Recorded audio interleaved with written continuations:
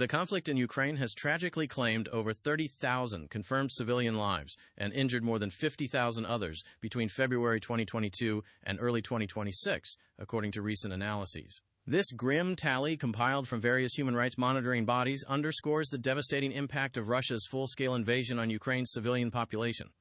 The persistent aerial bombardments and ground assaults continue to inflict immense suffering, highlighting the profound and ongoing human cost of the prolonged war.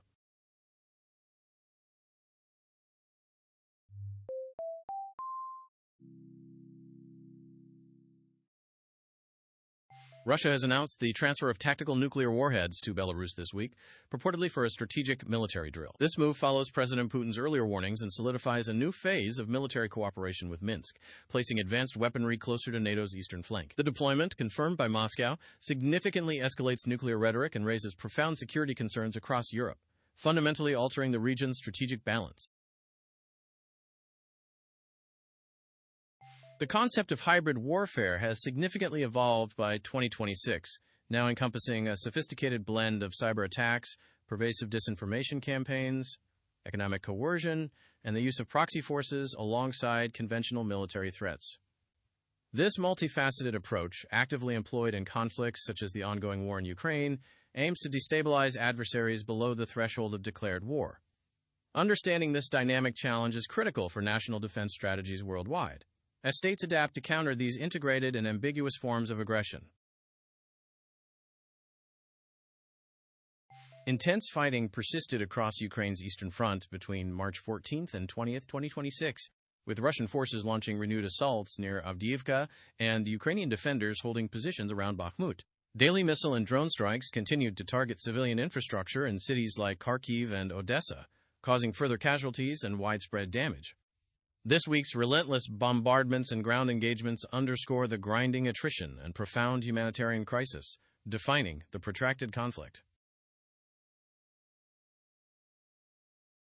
Detailed mapping continues to be a critical tool for tracking the evolving dynamics of Russia's full-scale invasion of Ukraine, providing vital insights into territorial control, frontline shifts, and the scale of destruction. These geographic analyses, updated regularly by various international organizations and media, illustrate the contested areas, troop movements, and the impact of the conflict on infrastructure and civilian populations across the country. Such visual representations are indispensable for analysts, policymakers, and the public to grasp the complex and fluid realities of the ongoing war.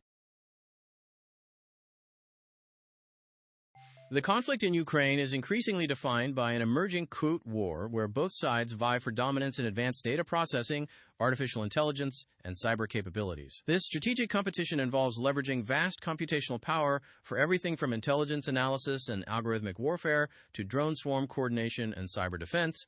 The outcome of this high-tech contest will significantly influence battlefield effectiveness and future military doctrines, underscoring the critical role of computing infrastructure in modern conflict. The United States government has designated Brazil's two largest drug gangs, Primeiro Comando da Capital, PCC, and Comando Vermelho, CV, as foreign terrorist organizations.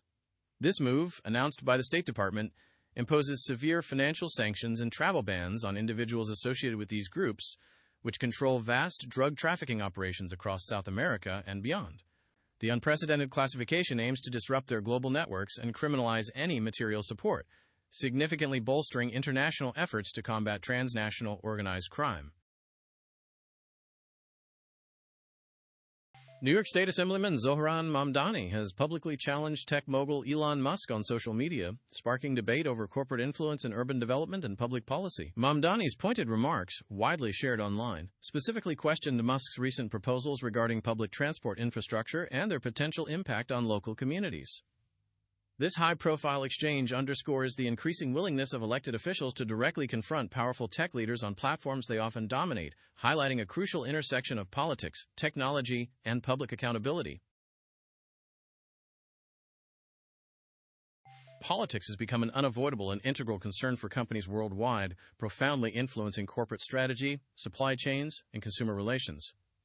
From navigating geopolitical trade tensions and climate policy mandates to responding to employee activism and stakeholder demands on social issues, businesses can no longer operate in a purely apolitical sphere. This pervasive intertwining of commerce and statecraft necessitates that companies proactively integrate political risk assessment and public engagement into their core operational frameworks for sustained viability. A federal judge has temporarily blocked payouts from former President Donald Trump's substantial $1.8 billion anti-weaponization settlement fund, pending further legal review. The fund, established to support individuals claiming political persecution, faces scrutiny over its structure and the legality of its disbursements. This judicial intervention halts immediate payments and could trigger deeper investigations into the fund's operations, adding significant legal and financial uncertainty to Trump's ongoing challenges.